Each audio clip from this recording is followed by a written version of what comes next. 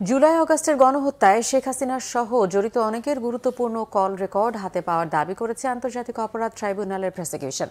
জানানো হয়েছে প্রমাণ মিলেছে গুম খুনের।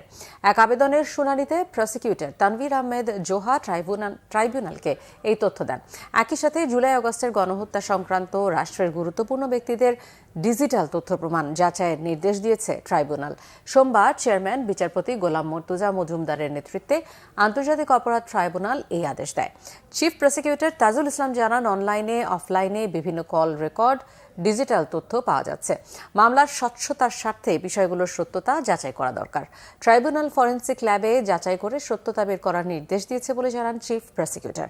এদিকে জুলাই আগস্ট হত্যাকাণ্ডে জড়িত থাকায় গাজীপুরের পুলিশ কনস্টেবল আকরাম এবং যাত্রাবাড়ির এসি তানজিলকে 20 জানুয়ারি ট্রাইব্যুনালে হাজির করার নির্দেশ দেওয়া হয়েছে। অন্য মামলায় তারা গ্রেপ্তার থাকলেও মানবতাবিরোধী অপরাধের মামলায় তাদের গ্রেপ্তার দেখাতে প্রসিকিউশনের আবেদন মঞ্জুর করে ট্রাইব্যুনাল এই আদেশ দেয়।